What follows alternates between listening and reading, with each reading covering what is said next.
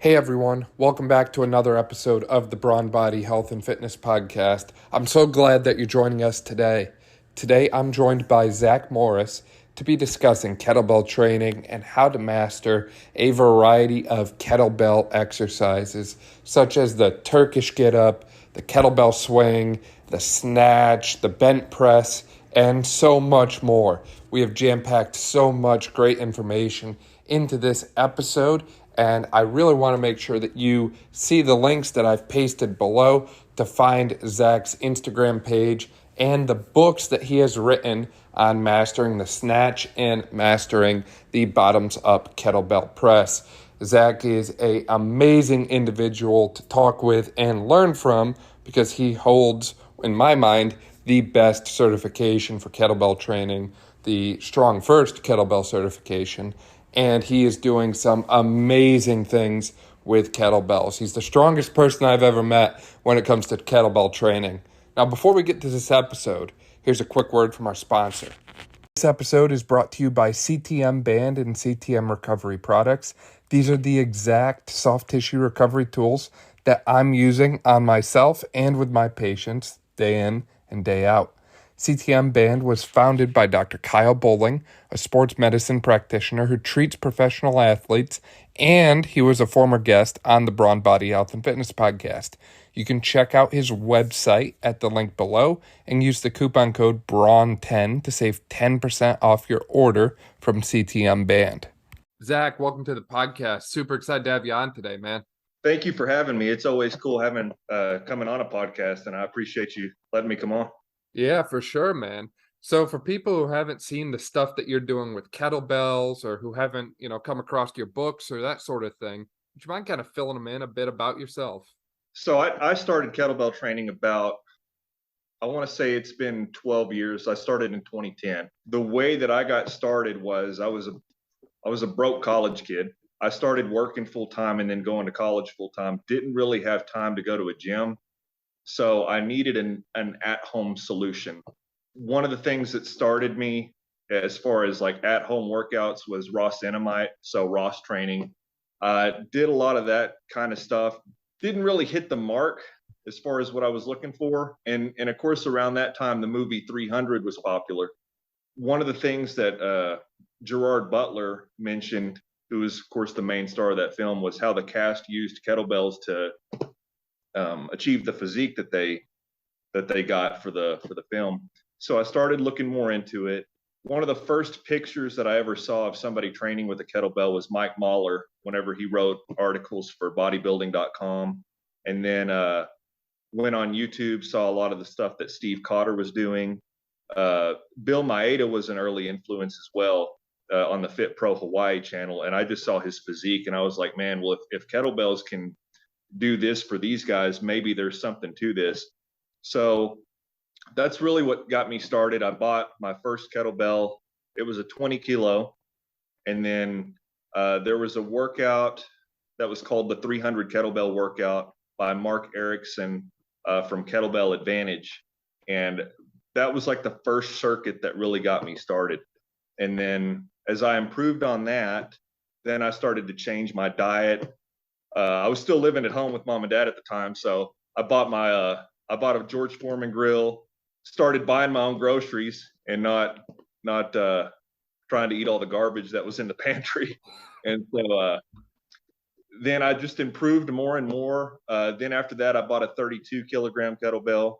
They were the old cap kettlebells with the thick handles. And I started doing like light work with the 20 kilogram and then doing like heavy work with the 32. And things have really just progressed from that point. I spent a long time in either a bedroom in my mom and dad's house, and then I moved out, lived in an apartment, worked out in an apartment bedroom, did that for 10 years. Eventually I bought the competition kettlebells. So I got a pair of 32s, then a pair of 24s, moved up to 40s, worked up with the pair of 40s for a few years. And then once I got done with college, which was back in 2018, I decided, you know what, I'm going to lift a barbell again. And it had been since the year after high school since I had lifted a barbell, and did that for a year. Then the pandemic happened. Whenever the pandemic happened, around that time, I was like, you know what? I'm doing a lot of good stuff with the kettlebells. I want to make some memories out of this. And I didn't want to grow old or not have anything to look back on, or if I have kids or grandkids, not have anything to show them as far as, you know, what I used to be able to do, or have anything to look back on as far as what I could do once upon a time. And then, so I just started uploading videos to Facebook. And the first video that I posted wasn't even a kettlebell video. It was actually the first time that I had ever done a muscle up. I was surprised at the feedback that I got. It was positive. And then I was like, you know what? Maybe there's more to this. And so I started an Instagram account.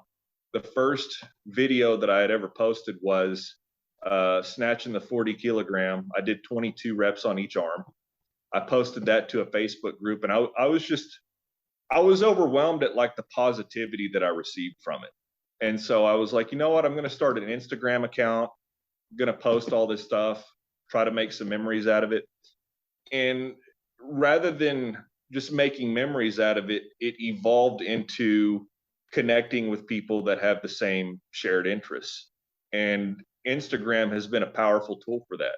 You know, there's so many ideas that I can pick up on. There's different people that I see doing different things, and it's really opened my eyes to what is possible.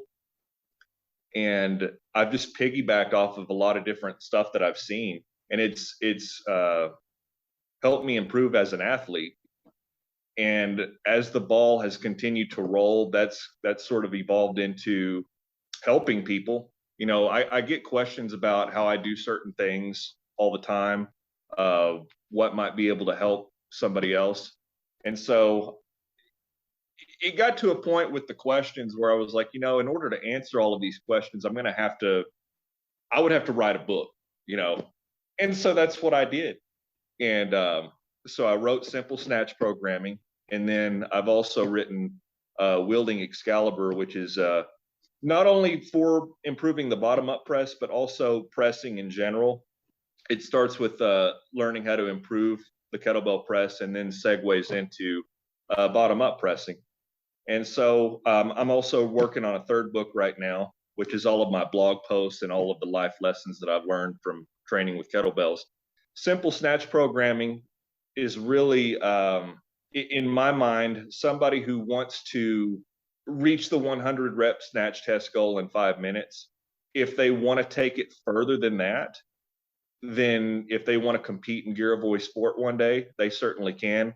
But it's sort of a gatekeeper type thing, so to speak. So if somebody wants to reach that goal, I think it's, in my mind, I think that it's a worthy goal that anybody can aspire to reach. And it's just a very basic, very simple way for somebody to be able to do that.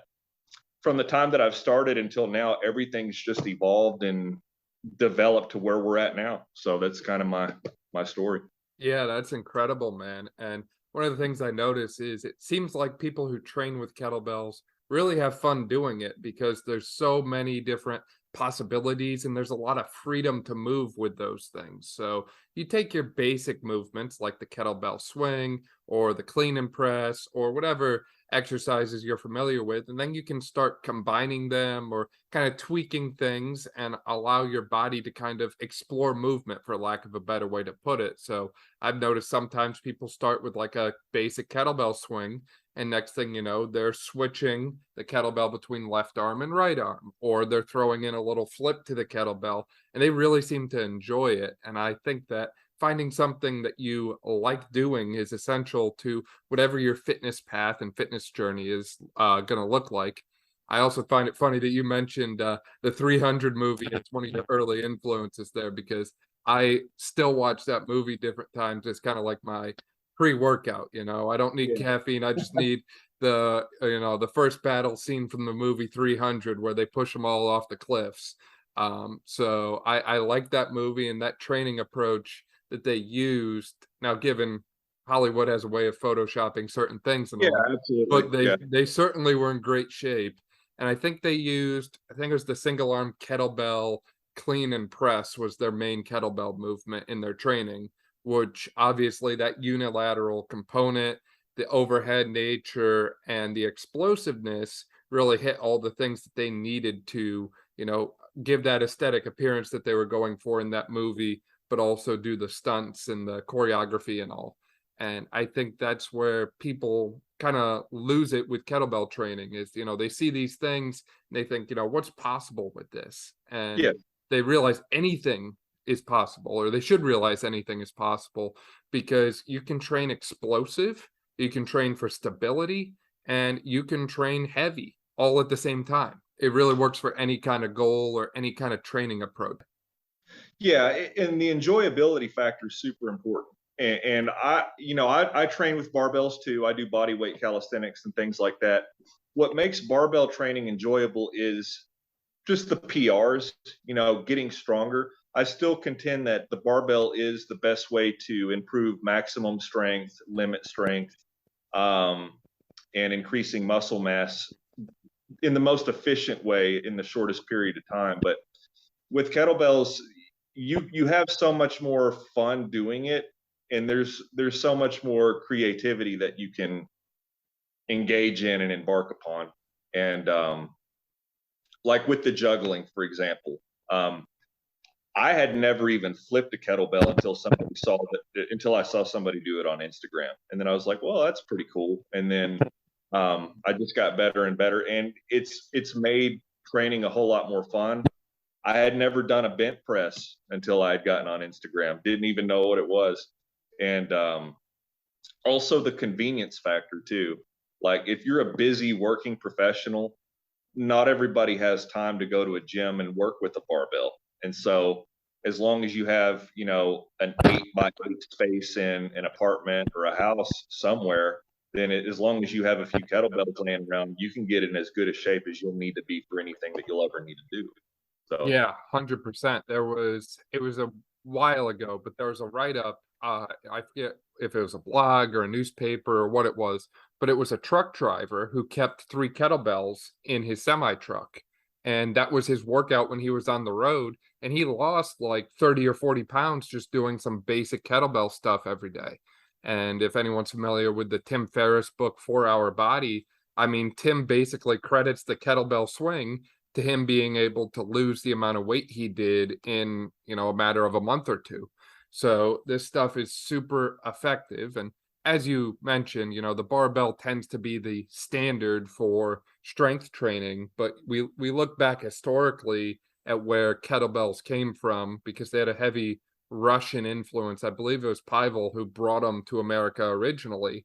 yeah. And you look at the numbers that the Russians were putting up at the time under a bar, and it was pretty impressive stuff. So Sure. I really find that the kettlebells complement the barbell training well, and they kind of hit the weaker areas, or they give you more of a complete general physical prep program that kind of hits patterns that you might not hit with the barbell. Yeah, it's that what the hell effect, right? And whenever you and I'm also Strong First SFG certified, and so whenever you go through the Strong First curriculum, one of the things that Louis Simmons mentioned from Westside Barbell is that what the kettlebell does is it replicates what the best athletes do naturally from a ballistic standpoint. Me personally, I hadn't deadlifted in about 3 months. The last time that I had actually deadlifted this year was back in late April, early May. And then just a week ago, I hit a deadlift PR without actually even deadlifting. All I did was kettlebell and sandbag training. So you can go a long way, just using the kettlebells. And they Yeah. absolutely complement everything else that you do. Yeah, definitely, 100%. Now, you mentioned that you've got the Strong First Kettlebell certification, and one of the things that I love about that certification is it might be the only one I've seen that actually makes you prove your ability to do the exercise as kind of like a final exam. So you mentioned before about the Snatch test, but I believe they go over 6 different basic kettlebell movements that are kind of like the fundamentals of Yes. kettlebell training. Is that correct? Yeah. So swing, get up, press, double clean, Snatch. Yeah, and then you mentioned the Turkish Getup there. I Yeah. mean, that's one of the best full body movements I think that you can do. Oh And yeah, yeah. Front squat was the other one. Double front okay, squat. Yeah. okay, So six. perfect. Yeah. Yeah, so with the Turkish Getup there, I've given that one to people in the past for warm-ups, and they're like, hey, the warm-up is harder than the workout itself here. But Yeah. I find that's a very beneficial and effective movement, not just as a training tool, but also a screening tool, because you find out where people are weak in their body in certain parts of the movement. For people who aren't familiar with the Get Up, would you mind kind of walking us through that step by step on how you would perform that and how you would load it and all that sort of thing? Yeah. And it's, you mentioned that it's pretty amazing to me how you often see power lifters and strength athletes who put up enormous barbell lifting numbers. They can squat 500 pounds, deadlift 600, so forth and so on. And then you give them a 32 kilogram kettlebell and they struggle to do a get up. And I'm sure that if they practice the movement over time, they'd be able to get it down pat. But it goes to show you like how different it is in comparison to barbell training. But as far as the get up is concerned, well, of course, you start in the fetal position, then you roll over, and then you press the weight up using both hands in sort of a flat floor press, bent press position. The one thing that really trips people up is coming off of the floor, and that's the main thing that I see people struggle with. It's the thing that I struggle with. And rather than thinking about doing a sit up, so to speak, and then sitting up on your hand and your arm, you really want to learn how to roll into your elbow and connect your body with the tricep, and then push the tricep into the ground and then come up. Once you've established that position, raising off of the floor, keeping your the foot that's on the same side as your lifting arm planted into the ground, and then sweep the opposite leg through, and then making the leg that you just sweep perpendicular with the foot that's pressing into the ground, transitioning into a lunge position, and then standing up with the kettlebell. And then you just come back down into the lunge position. Learning how to create the 90-degree angle between each leg is very important. So that way you don't put undue stress on the lumbar and sacral spine. And then just coming back down, learning how to come back down on the elbow and then sit back down. So those are basically the mechanics that are involved with the get up. And I'm sure it's a super fast, explosive movement, right? No, you can train it that way if you want to, but you definitely need to learn how to maintain the time under tension. So Yeah, and I think that's what really gets people with that one is it combines all planes of movement simultaneously throughout the body, and you have to maintain a good stable core throughout yeah, the entire movement. And I think when I was initially learning about the movement, it was recommended to do like a minute per rep roughly, which that's super slow in my mind. Like, when's the last time you took 60 seconds to do a rep of anything at the gym? yeah, And now it's like, okay, we're going to do 5 of these, but you're going to make each one last a minute. Like, second or third one in, I'm shaking all over. And I was just trying to hold my shoe up at that point, not even a weight. So it's a really tough one. And I found a lot of people like to compensate with it too. Like, you'll see different lumbar and pelvic alignments and positions, or you'll see them kind of push off more with their arms to get up instead of driving through their legs. yeah. It's kind of interesting how people move through that pattern, I'll say. The get up and the bent press are like, for me, they're like peanut butter and jelly. They challenge the ability to rotate, and rotational strength is often an overlooked thing among athletes. I think at one point, wasn't the bent press part of a strongman competition or a powerlifting competition? I think like back in the like early stages in like the 50s. I thought Yeah, that used to be a competitive thing because they used to like lift a dumbbell up from that position or something. yeah. The old time strongman, it was a staple lift. And like over time, it's really gone to the wayside. And Arthur Saxon is the most famous proponent of the bent press. And I think he still, from what I understand, he still has the world record. I don't know if there's any video. I haven't been able to find any video footage. Of course, this was back in the 1800s, but word of mouth was that he does hold the world bent press record, and it was like 371 pounds with a barbell, something just ridiculous. I mean, just doing it with my 68 kilogram kettlebell is more than enough for me. I don't even think that I'll ever plan on going past that much. So Right, right. For the bent press, you basically hinge at the hips, turn towards one side, and then press up overhead with one arm, correct?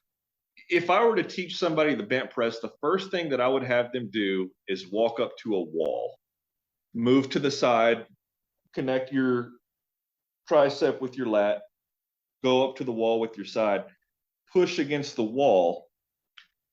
And what I would ask is, whenever you push up against the wall, is the wall going that way or is your body moving that way? And of course, your body's moving that way. And so that's what you want to replicate whenever you bent press. It's not pressing up as much as you're pressing into it, maintaining tension, and then moving your body away. So, Interesting. yeah. And it's that you create this sensation of like your forearm is like one half of an accordion, and then your body is the other half of the accordion, and you're sort of pulling it apart. And once you've got the weight in the air, and by the way, whenever you do a bent press, when you have a kettlebell or a barbell in the air and you're moving down and you're pushing your body away, the height of the weight should never change. It should always stay the same height in the air. Your body's just going down. And then once you've got your arm completely straightened out, it's learning how to come up and rotate at the hip. And then, of course, you've got the weight up in the air. Once you're successfully vertical with the weight, you come back down, put it on the floor. But the bent press to me is one of the best hip strengtheners that you can do. And it unlocks so many different parts of the body. Like from a mobility standpoint, it unlocks your adductors, your hips, your rotator cuff. So if you have like mobility sort of problems, the bent press, while also using resistance, can help a lot of those things. And people from if somebody hasn't done a bent press, an onlooker will think, well, that looks kind of dangerous, or it looks like it's hard on the spine. It's one of the best things that you can do for lumbar and sacral health, in my opinion. It should actually help to get rid of back problems. Now, of course, if you have pre-existing conditions or like prior injuries where you can't do it, then that's kind of a different conversation to have. But otherwise, if you're relatively healthy and you learn how to do the bent press, it's one of the best things that you can do, in my opinion, for longevity as far as spinal health is concerned. Yeah, 100%. As long as you're doing it correctly, keeping Yeah. that core nice and stable and tightened down while allowing the hips to move, because Yeah. that's one of the things we see with back pain is people tend to have very little hip mobility and very Yes. poor core stability. And this is kind of addressing both ends of that. And I'm still kind of blown away by the fact that this guy was able to lift over 300 pounds in that bent press kind of pattern there, because you're doing that all through one arm at a time, basically. And I mean, Yeah.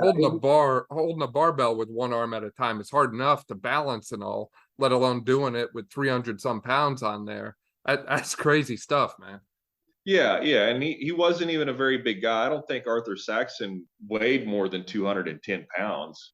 So it's not like he was a 280 or 300-pound behemoth like a Brian Shaw or a Thor or somebody like that.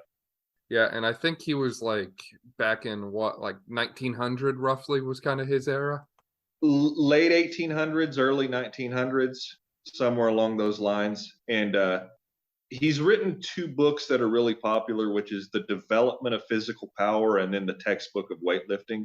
They're not very long reads. They're pretty short books, but he has a lot of good insight in those books. Of course, you can get those on Amazon too, but the perspective of the old time strongmen, I think, is pretty powerful stuff, especially considering they were in a time where the nutrition, the supplements, so forth and so on that we have now.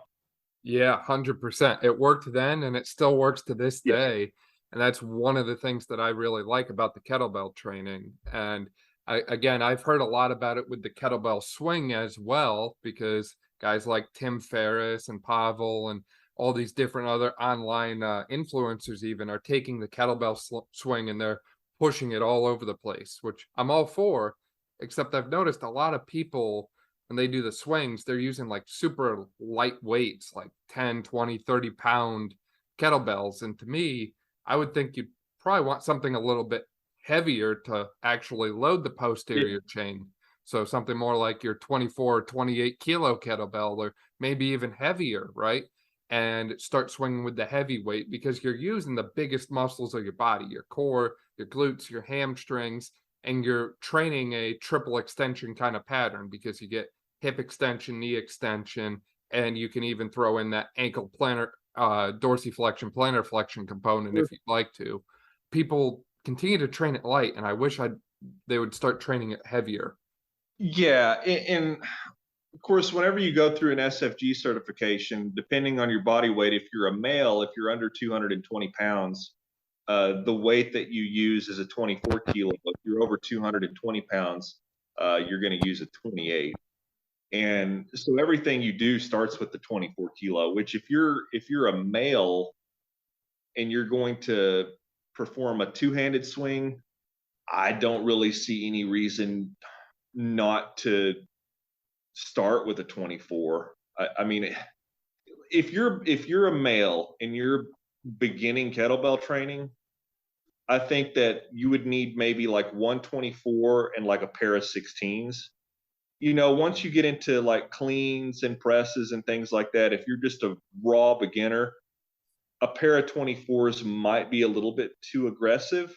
But as far as two-handed swings are concerned, you can get by on at least a 24 kilogram pretty well. That would kind of be my take on that.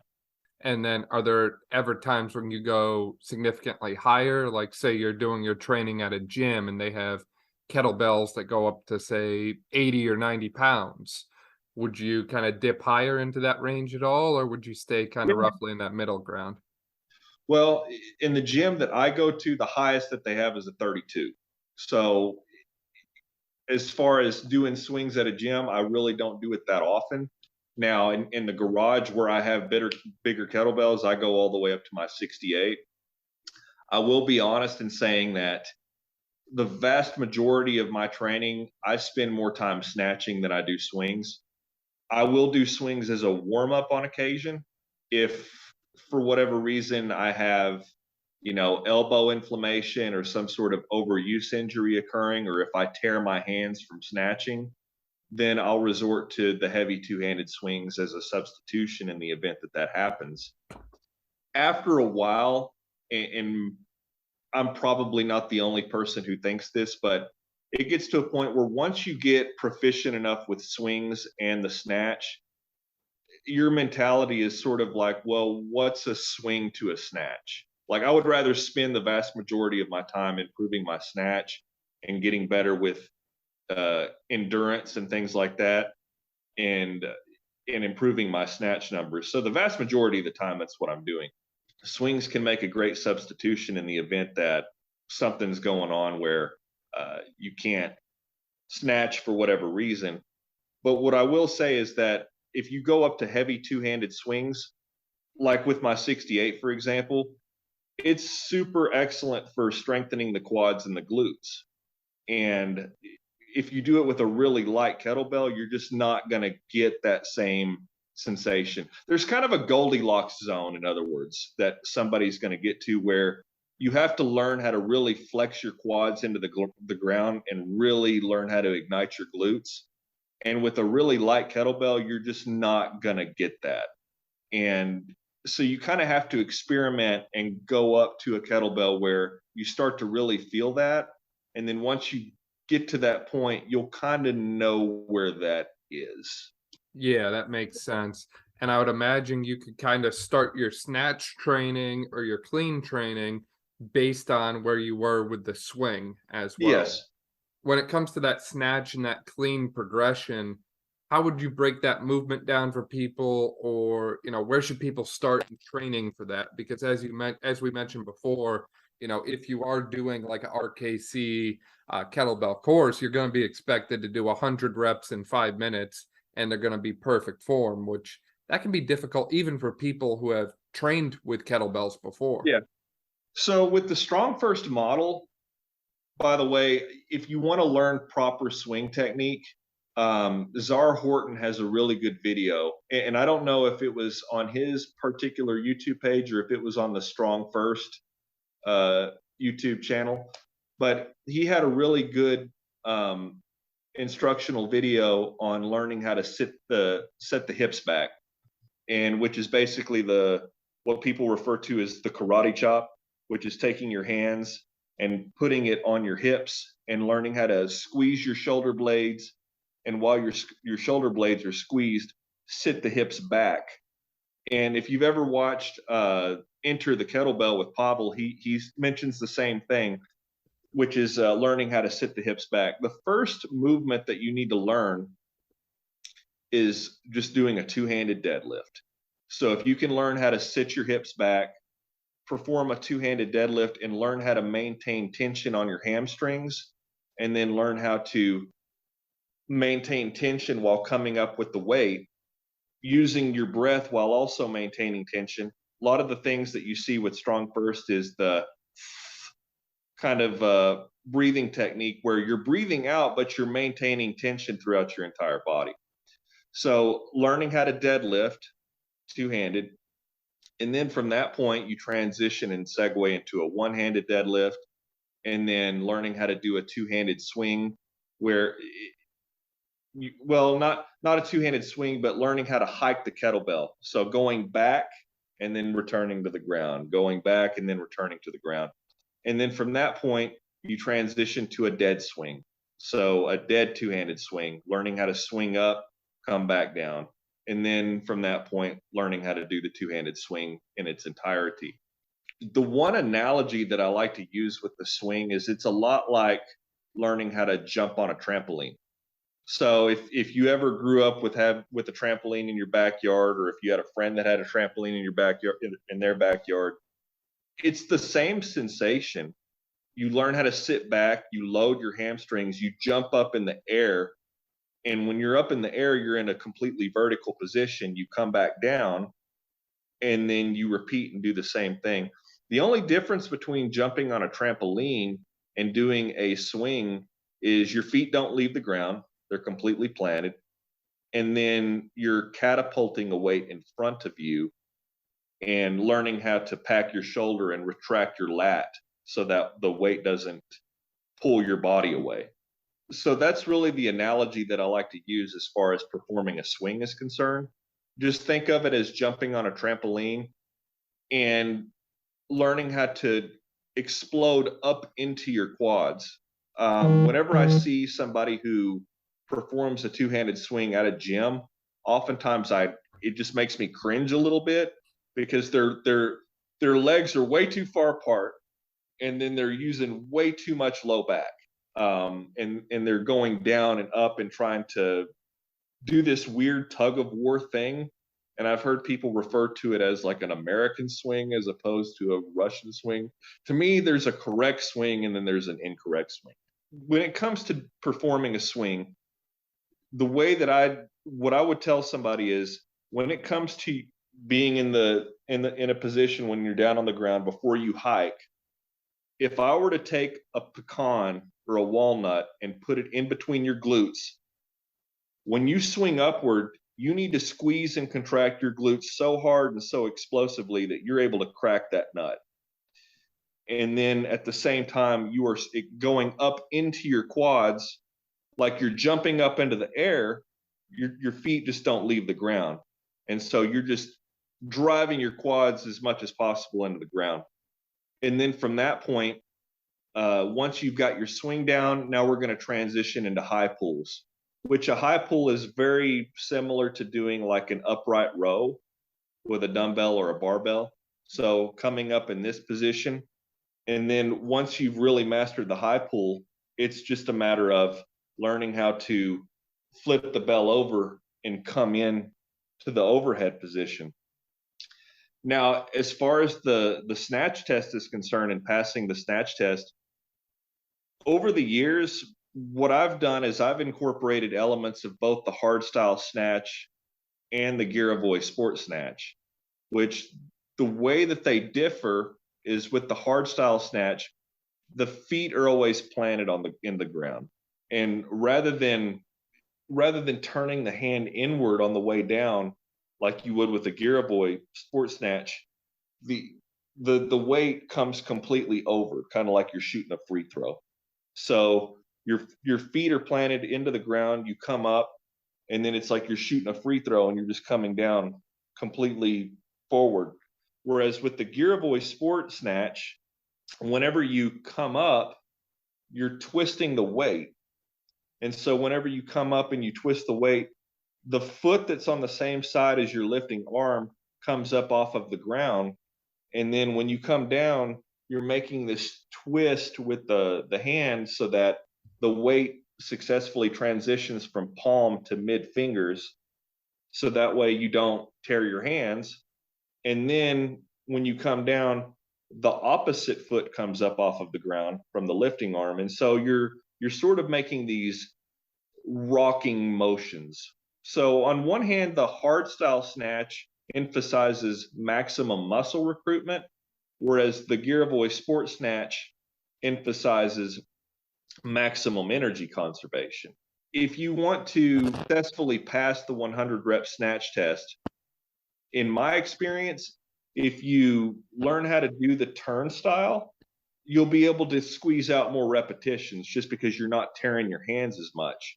And you're also decreasing the range of motion that's necessary and conserving energy in order to perform the snatch. Now, as you do more of a Giraboy sport style of snatch and you increase the weight and you go up to your 32s and your 40s and your 48s, as the weight gets heavier and you're able to produce more repetitions, even if you're not doing a purely hard style snatch, if you've been doing it for long enough with heavy weights, then if you go down to the 24 kilogram, if that's your test weight, even if you've been incorporating elements of the Giraboy sport snatch, then once you go down to the 24 and do a purely hard style snatch, you're going to demolish it just because you've been working with that heavy weight for so long.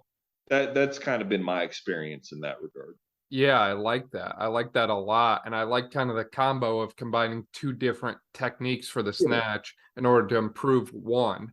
Now, speaking mostly to the hard style one, because that's the one I'm most familiar with personally, I've noticed, at least for me, that turn motion when we start to go overhead tends to be a problem area. At least for me, whenever I do it on my left hand, I always end up whacking my watch with the kettlebell, and it destroyed the watch face quite good here. So do you usually, weird question, but do you usually train without a watch, or do you have a way of training that avoids that sudden impact of the bell against the forearm? Or yeah, I wouldn't recommend using a watch if I could. But another thing you can do, you can also wear like the tennis sweatbands. I wear those every now and then. Of course, the other thing that I run into too is that if you train kettlebells with a bare forearm and you're doing a high enough amount of repetitions and you tend to sweat a lot, the kettlebell also rubs on your forearm and you can develop like these sweat bumps that are kind of like pimples, and that can get very irritating, especially if you go in and you try to train with kettlebells and you've got that going on. So you can buy like the tennis sweatbands and put that on your forearms. I think there's actually a company that makes them for kettlebells, and they call them like a kettle guard or something like that. But I mean, if you just go to if you go to a Walmart or a sporting goods store, you can just buy just sweatbands and put them on your forearm. But that's one thing that you can consider. But the main thing, as far as like not banging your forearm, don't think of it so much as, and I know there's a lot of like perception in semantic things that go on here, but don't think of it so much as like swinging the weight over your forearm as much as you're punching your arm through and allowing the weight to glide onto the forearm. And it takes a lot of practice, but once you feel the glide, it starts to make sense.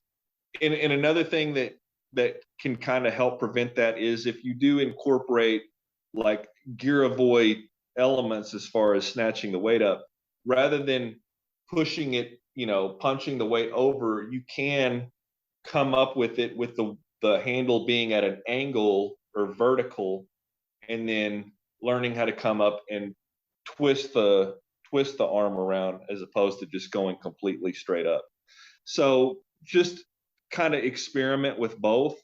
If you have twisted it for long enough, what you'll find is that by mastering the twisting motion, if you revert to a hard style snatch, you'll actually be able to make more sense of the gliding sensation that you need to acquire.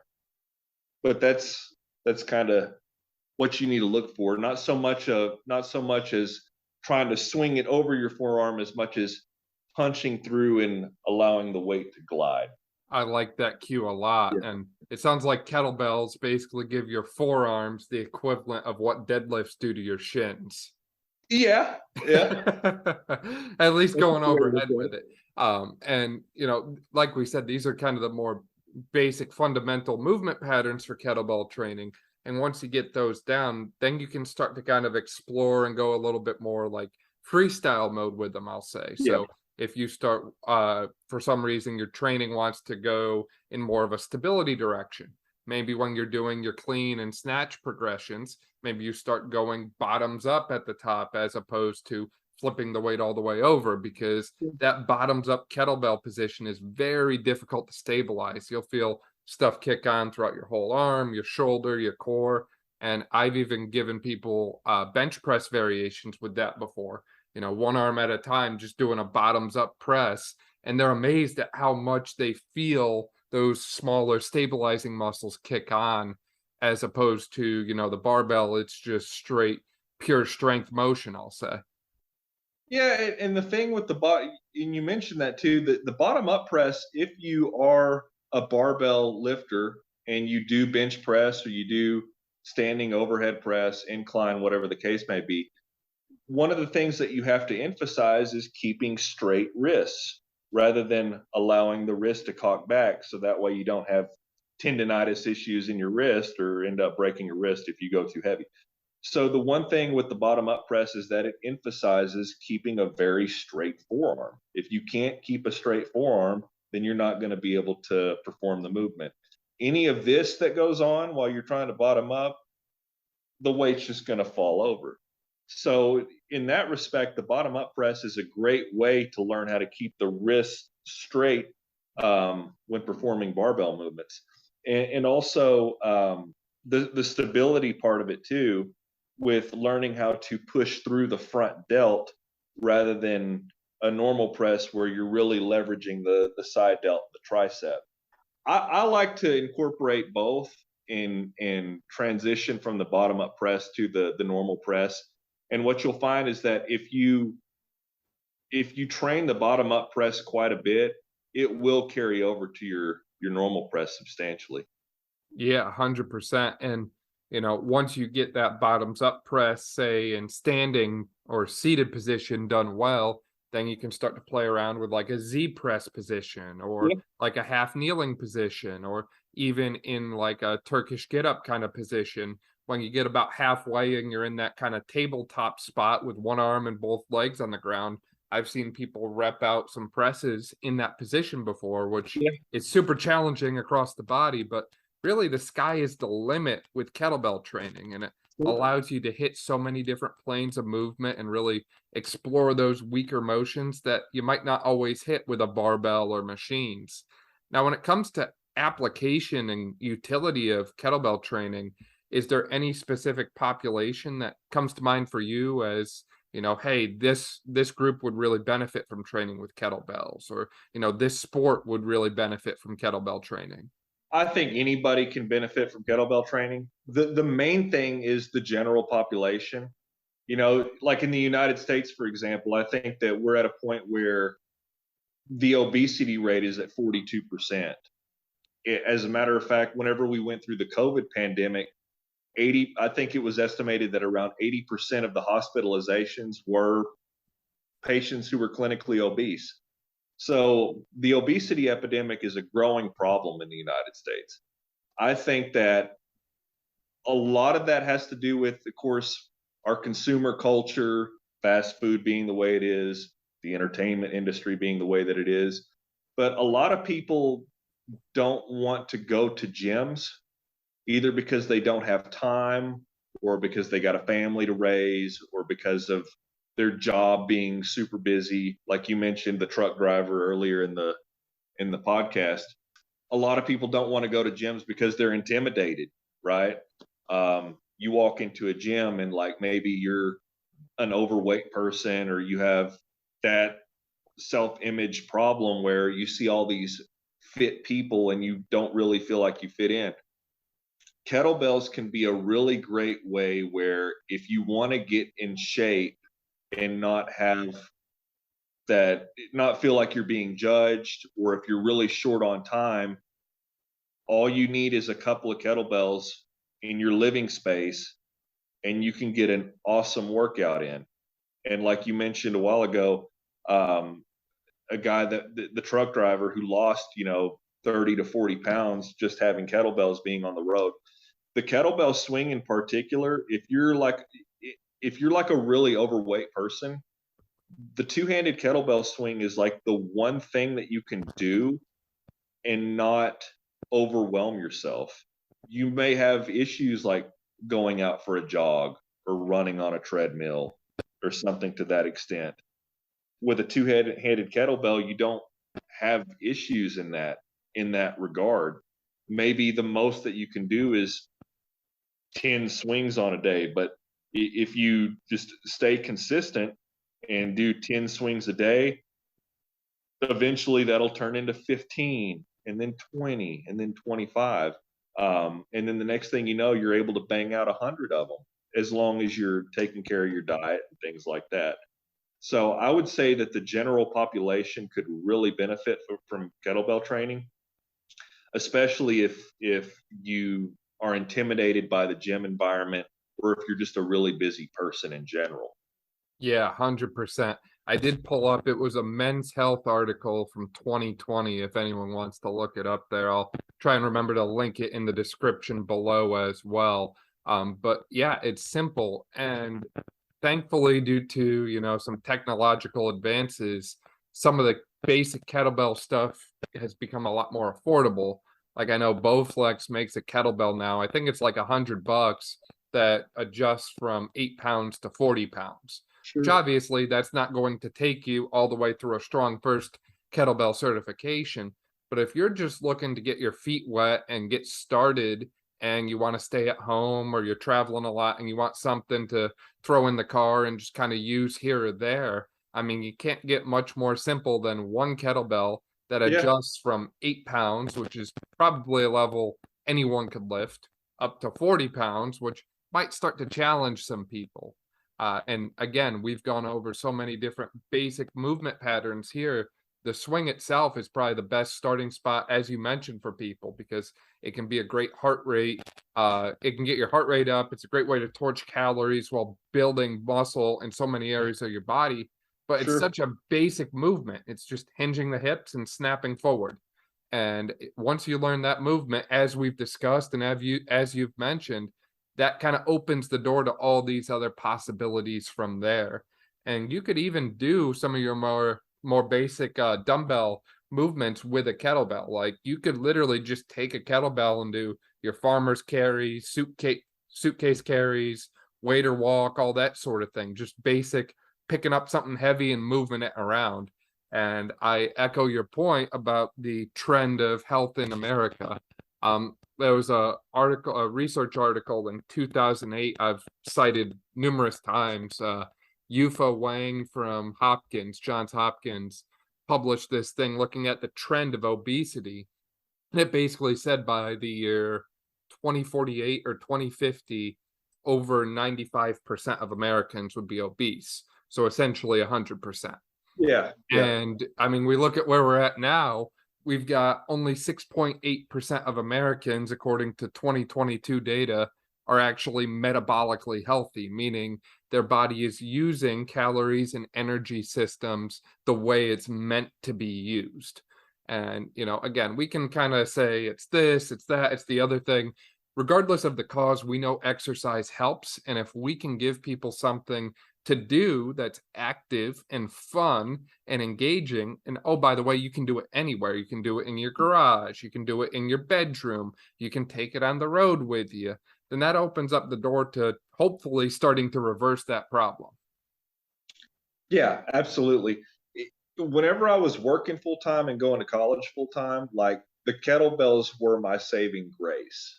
Like even with as busy as I was, I could make time to get it done within 45 minutes to an hour. So, and of course, I have more time to spend with it now. But even if you're a really busy person, you can manage your time and you can scale it to where you can get a really effective workout and get in really good shape. Um, and with all the information that we have at our disposal with the internet, with social media, and with kettlebells gaining more prevalence, which I certainly hope that it continues to grow in popularity even further, um, the excuses are just becoming less and less as far as why you can't get in shape. So, but I think as far as versatility and convenience is concerned, the kettlebell is the best tool out there as far as that goes. Yeah, 100%. And, you might be the kind of person, like I know a lot of people find it hard to block even 30 minutes out in their day to do a workout. And I've given those people a 3x5 card before. And I said, look, here's what you're going to do. You're going to draw, say, 3 lines down it. So now you've got 3 lines times the 3 columns times the 6 or 7 rows that are on it. So what is that? Like 21 unique spots. And I said, at 21 points throughout your day, you're going to stop and you're going to do 10 body weight squats, or in this case, you're going to do 10 kettlebell swings. Keep your kettlebell right next to your desk. And, if you feel like you're mentally in need of a break and, you can't focus at work, stand up, do 10 kettlebell swings, mark it on your card, and then go back to work. And that might not sound like a lot, but by the end of the day, if you've done that for 21 or 25 or whatever number it ends up being times, then that's over 200 kettlebell swings, which if you did that consecutively, that would probably take you, I'd say 10, 12 minutes if you're just starting out.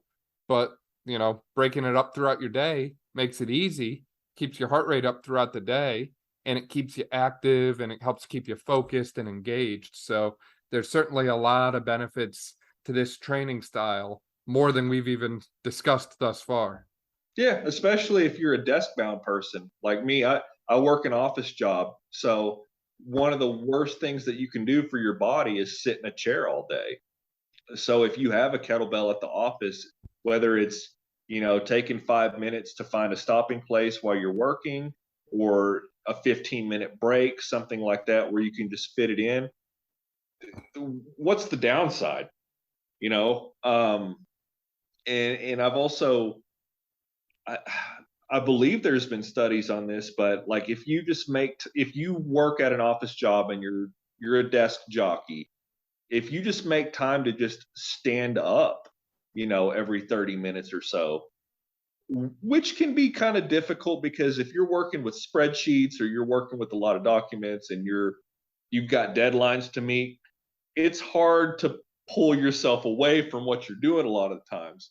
But if you just make the time to just stand up and move around and then you go back to work, you actually are more focused and more productive from doing that.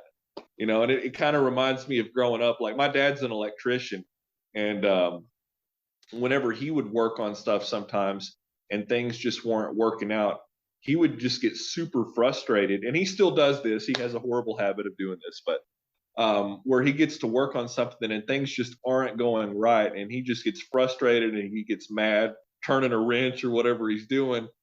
And I've told him before, like, maybe if you just stop what you're doing for a little bit and just take a break and come back, things will actually fall into place for you.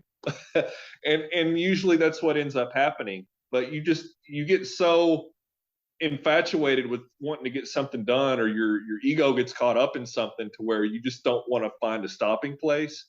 But oftentimes, if you just get up and take a break or do something else and get your mind off of it and come back to it, your performance will improve as a result of that.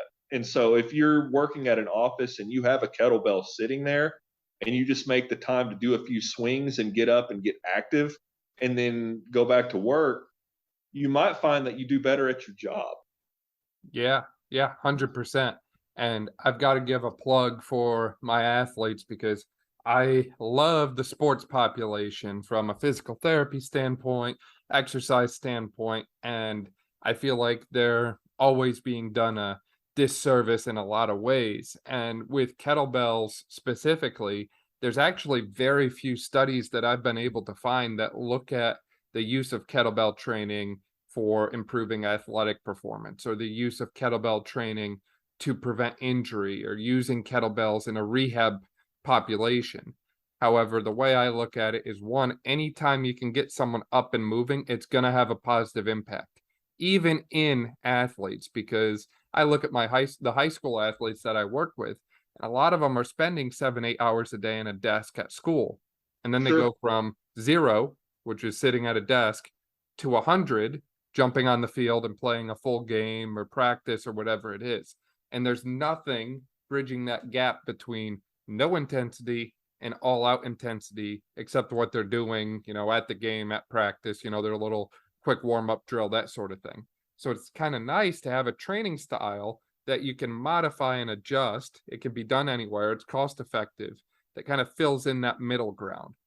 I also like the kettlebells for improving power. Again, there's still not a ton of research on this, surprisingly, but I just look back at history. Kettlebells have worked for hundreds of years in training. And, the Russians are certainly known for putting up Sure. big numbers in strongman and Olympic lifting competitions. And I think that the kettlebell movements are very power explosive based if you do them correctly. And again, like we talked about with the get up and the bent press, you're exploring a lot of different ranges of movement and motion that we don't often hit.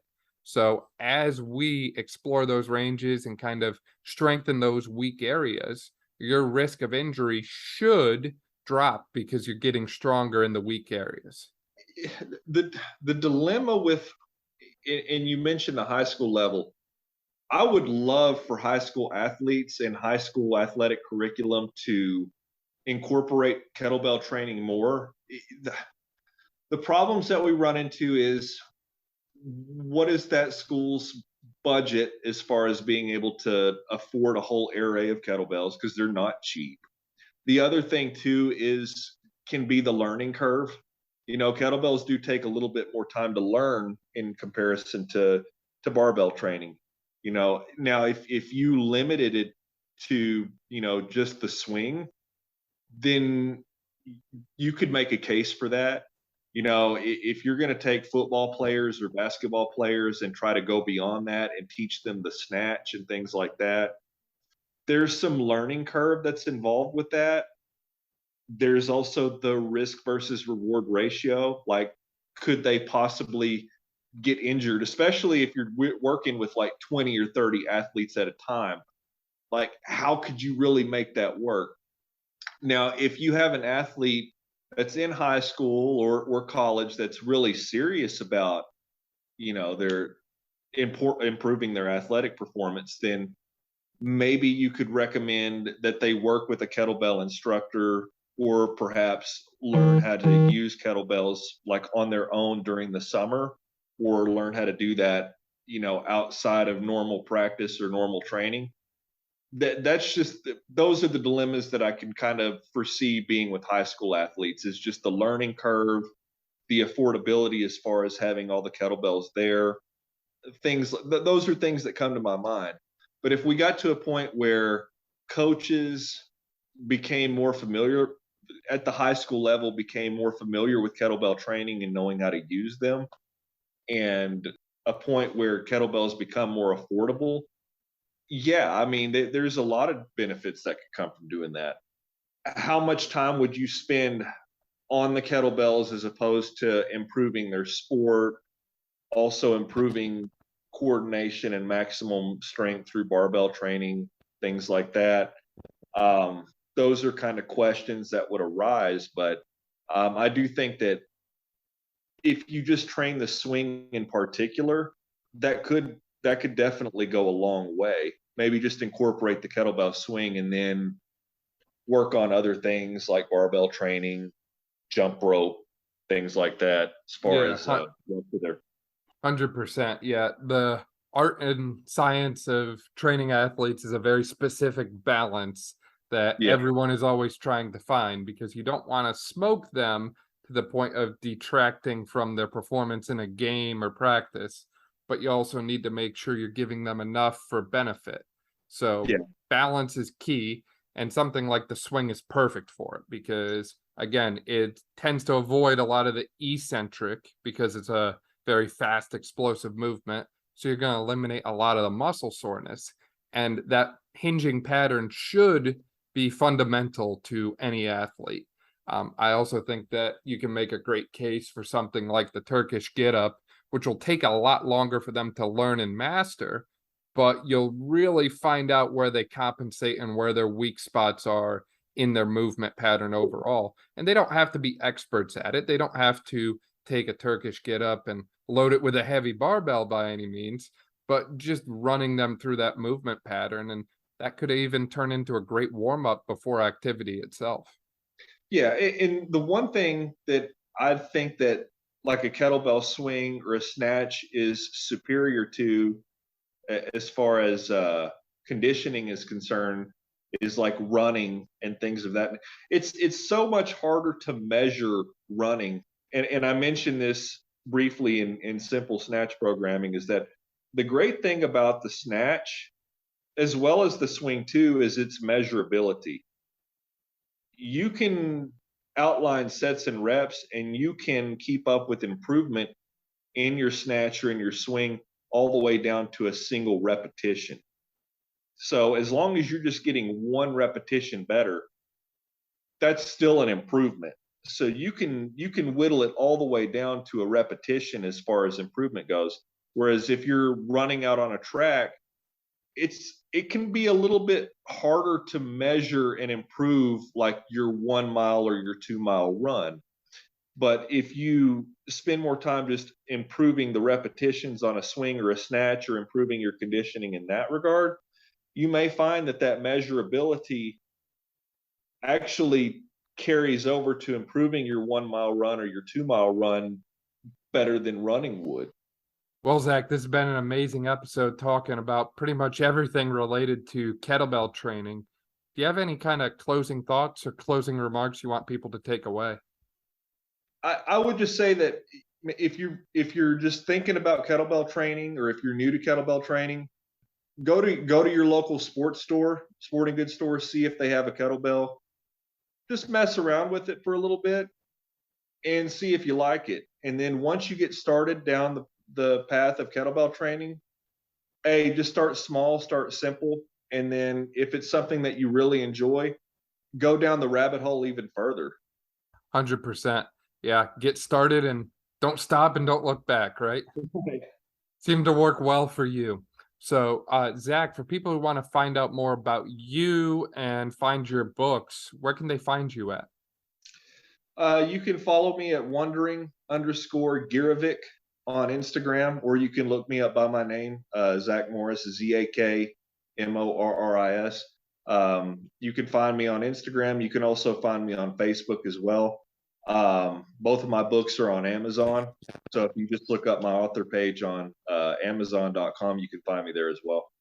Awesome. Great stuff. We'll link to that all below in case you didn't quite catch it. So you can just click there. Zach, this has been a great episode. Thank you again for your time, man. Hey, I appreciate you for having me.